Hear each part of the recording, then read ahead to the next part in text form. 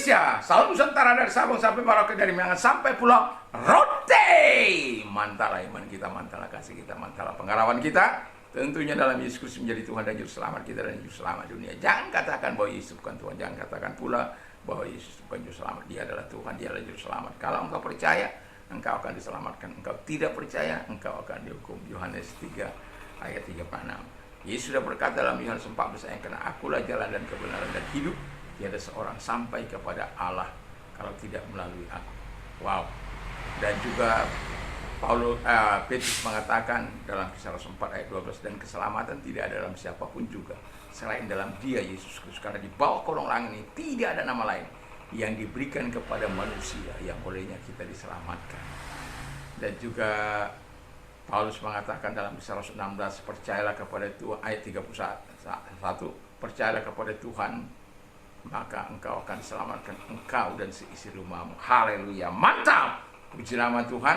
Semoga kekuatan Tuhan, kekuatan firman, kekuatan Roh Kudus, kekuatan doa, kekuatan iman akan menyertai kita di sore hari ini. Dan biarlah kita selalu dekat dengan Tuhan, dengan mencintai firman Allah, suka berdoa, dan hidup dalam kasih Tuhan. Puji nama Tuhan, mari kita berdoa. Terima kasih Bapa di surga, kami bisa kuat dan bertahan dalam situasi apapun karena Tuhan. Dalam nama Yesus kami bersyukur dan berdoa. Haleluya. Amin.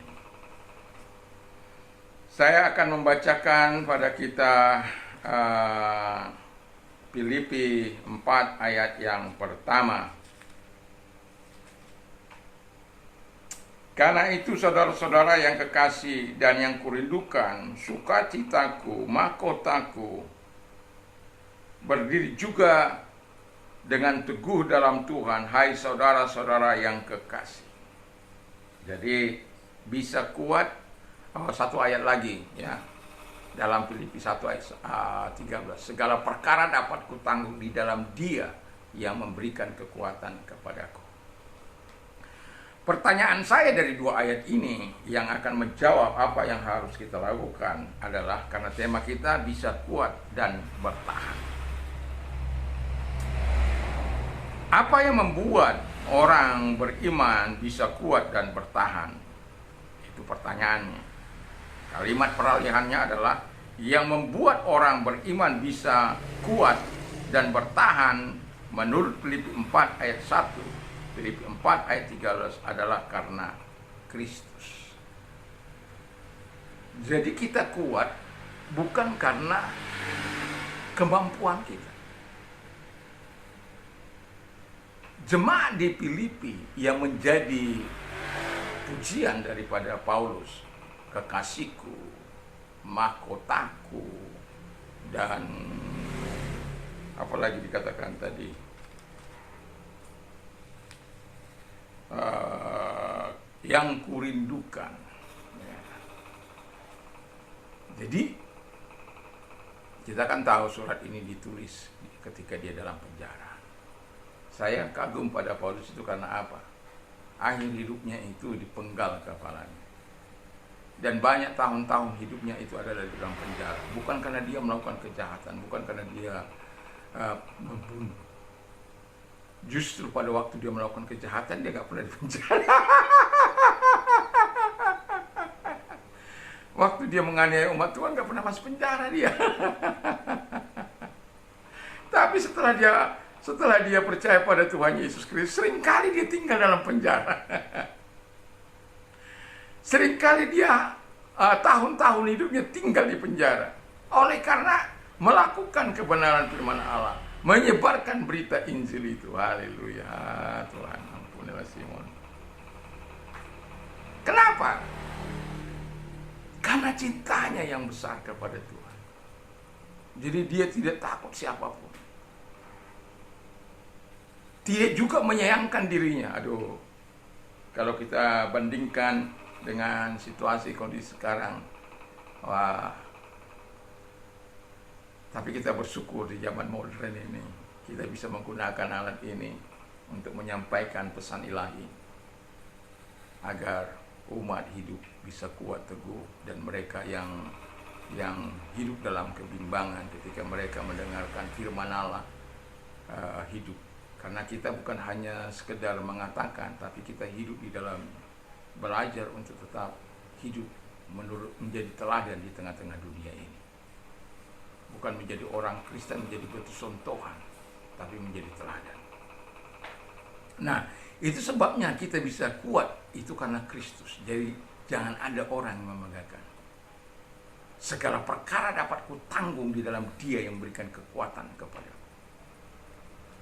Bayangkan ketika dia di Iconium, di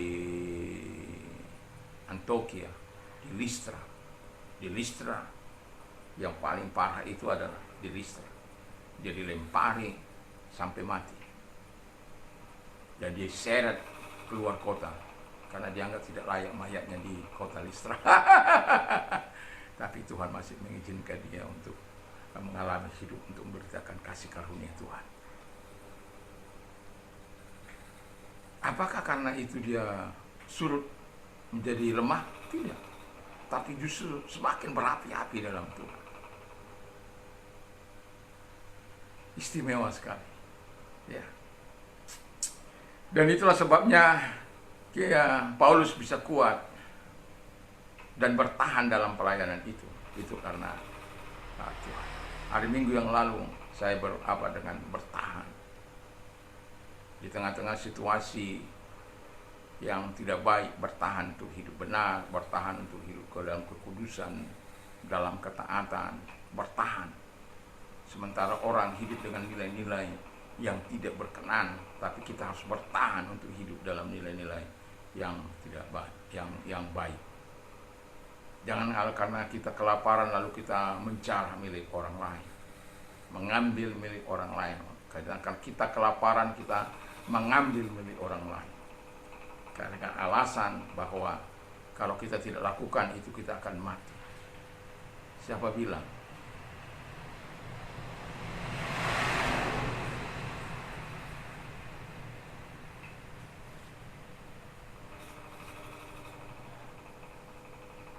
Karena tetap ada pemeliharaan Tuhan dalam hidup kita. Jadi, mengapa? Karena Kristus kita bisa kuat dan bertahan. Karena Dia adalah Allah yang maha hadir. Ketika engkau menderita, Dia hadir sebenarnya bersama dengan engkau. Apa kita lupa apa yang dikatakan, aku menyertai engkau sampai kepada kesudahan zaman? Apa kita lupa Immanuel, Tuhan bersama kita? Jangan pernah lupakan Immanuel itu dalam Matius 1:23. Jangan pernah lupakan, aku menyertai engkau sampai kepada kesudahan zaman. Sebagaimana Matius 28:20 itu. Jangan pernah lupakan itu. Dia hadir. Omnipotent, Dia maha kuasa. Jadi kalau Dia maha kuasa, Dia dapat menyelesaikan kasus-kasusnya. Makanya Paulus katakan di ayat 11 dalam 2 Timotius 3 ayat 11 dikatakan, what persecution I endured at Antioch, at Iconium, at Lystra, out of them, keluar dari semua, the Lord delivered me. Tuhan melepaskan aku. Dia Allah maha kuasa. Omniscience, Allah maha tahu. Jadi Dia tahu ceritamu. Dia tahu kepedihan hatimu. Dia tahu engkau sedang mengalami titik nadir. Dia tahu engkau sedang mengalami kesusahan. Dia tahu. Karena Dia tahulah, maka Dia layak untuk memberikan engkau kekuatan. Dia tahu engkau ada di titik nadir bukan karena kesalahan dan pelanggaran. Dia tahu engkau dianiaya bukan karena dosa-dosamu. Dia tahu engkau mengalami kesusahan yang sangat bukan karena kesalahan, bukan karena pelanggaran, bukan karena dosa-dosa yang kau lakukan, tapi karena fitnah yang dilakukan. Dia tahu. Saya tidak meragukan Tuhan. Itu sebabnya saya mau terus bertahan dalam nilai-nilai yang saya yakini dalam hidup ini. Siapapun saya tidak peduli. Dalam arti Kalau dia sudah bersebelahan dengan apa yang saya anut, dengan nilai-nilai yang saya anut, Kristus tetap harus Kristus. Di atas itu tidak. Ya katakan ya, tidak katakan tidak. Selebihnya adalah dosa. Saya enggak takut untuk menegur orang. Tidak takut menyatakan apa yang harus saya katakan. Kalau dia tidak mau, ya dengan teguran kita, ya dia punya nilai, saya punya nilai. Dia punya pilihan, saya punya pilihan. Kalau dalam hidup ini nggak ada saya menang, nggak ada. Yang ada itu win-win solution. Tidak ada yang kalah, tidak ada yang menang. Tapi harus tunduk di bawah otoritas Allah. Jadi Kristus. Yang kedua karena iman. Berjalan bersama dengan Kristus. Iman kita itu kan membuat kita teguh. Kalau ada imannya kepada Kristus menjadi lemah, wah, ini perlu dipertanyakan. Iman apa itu? Iman kalau ada dalam Kristus adalah iman yang tangguh. Memang Yesus katakan begini ketika dalam Lukas 18 ayat 8 itu. Kalau aku datang ke muka bumi ini, adakah aku temukan iman di muka bumi ini? Karena firman Allah bahkan bintang-bintang itu pun akan terseret oleh dunia ini. Dan itu sebabnya miliki iman yang teguh dalam Tuhan. Iman yang teguh di dalam Tuhan supaya kita dapat berdiri teguh di dalam segala hal. Karena apa? Bisa kuat dan bertahan itu karena Kristus. Yang kedua karena iman. Yang ketiga, kita bisa kuat itu karena doa-doa kita. Pagi-pagi sekali datanglah kepada Tuhan, berikan buah sulungmu kepada Tuhan. Ini enggak pernah kasih buah sulung. Jangan hanya jangan katakan, wah ini Pak Pendeta ini mengingatkan buah sulung, buah sulung, buah sulung, buah sulung. Ya, kau punya buah sulung dalam waktu. Pagi-pagi setelah engkau bangun, apa yang kau sebutkan? Pagi-pagi setelah engkau bangun, apa yang kau katakan? Datangkah engkau bersyukur atau tidak? Pagi-pagi, datangkah engkau bersama dengan keluargamu atau tidak? Pagi-pagi, itu buah sulung. Kami aktif untuk melakukan itu, baik pagi maupun malam. Kenapa? Kami sadari hidup itu hanya karena Tuhan. Kami bisa kuat, kami bisa menikmati segala kebaikan anugerah karena Tuhan. Dan doa penting untuk mengikat silaturahmi satu dengan yang lain. Doa penting untuk menguatkan rohani kita. Saya berolahraga.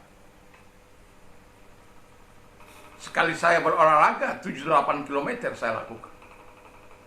Saya masih bisa kayang walaupun harus membutuhkan tiang listrik. Saya masih bisa split walaupun tidak selurus di masa muda. Tapi saya masih bisa split. Masih elastis tubuh saya.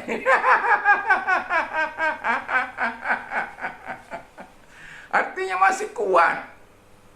Tapi saya tidak merasa itu sesuatu yang harus dibanggakan.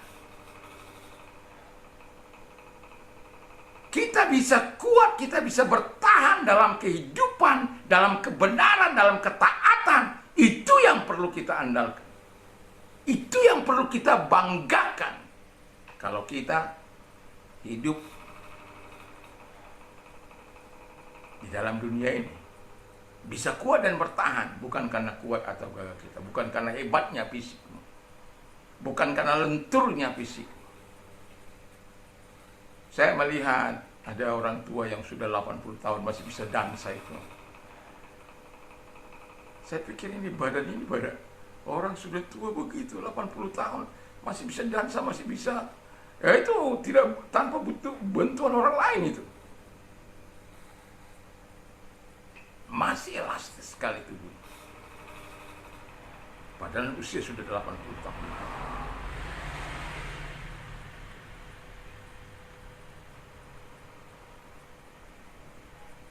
Tapi Karena itu pelatihan-pelatihan yang dilakukan mungkin sudah mulai dari kecil. Ya, sudah mulai dari ya sononya lah. Dan kita juga bisa kuat bertahan ketika kita hidup di dalam Kristus, hidup dalam iman kepada Kristus, hidup dalam doa, dan nikmatilah segala kebesaran Tuhan dalam hidupmu. Kau bisa kuat dan bertahan dalam situasi apapun. Tetap berpegang pada nilai kebenaran, tetap berpegang pada nilai Kristus, tetap berpegang pada ketaatan, tetap berpegang pada nilai kebenaran di dalam Kristus. Semoga Tuhan memberkati kita. Mari kita tunduk kepala. Terima kasih Tuhan, Engkau sudah menolong kami untuk tetap bisa kuat dan bertahan dalam situasi apapun. Dan terima kasih buat segala pertolongan Tuhan, terima kasih buat segala kebaikan Tuhan. Dalam nama Tuhan Yesus Kristus. Dan kami percaya Tuhan, Engkau adalah Allah yang baik yang akan menyatakan kebaikan dan kemurahan Tuhan. Dan segala kuasa ada bersama dengan kami. Dan kalau engkau sedang sakit, apapun sakit penyakitmu, arahkan tanganmu kepada Tuhan. Mari kita berdoa. Segala sakit penyakit yang mereka kita keluar dan oleh bilis engkau sembuh. Kalau engkau sedang mengalami masalah kesulitan, mari. Yesus sudah berkata, marilah kepadaku hai kamu yang letih lesu dan beban berat, aku akan memberikan kelegaan bagimu. Adakah engkau berbeban berat? Datang pada Tuhan. Arahkan tanganmu kepada Tuhan, kita berdoa. Tuhan lihat tangan-tangan yang membutuhkan pertolongan mereka dalam keadaan beban berat. Tuhan menolong mereka dari kesusahan mereka, dari penderitaan mereka, dari kekurangan mereka, apapun yang mereka butuhkan Tuhan. Engkau menolong mereka, menyelesaikan masalah mereka dengan menjawab sesuai dengan kebutuhan mereka. Terima kasih, kami bersyukur dalam nama Yesus. Haleluya, amin. Dan kalau Anda ingin berdonasi di nomor rekening yang ada, dan mohon di screenshot bukti pengiriman. Kiranya Tuhan Yesus memberkati kita. Mantap, mantap, mantap.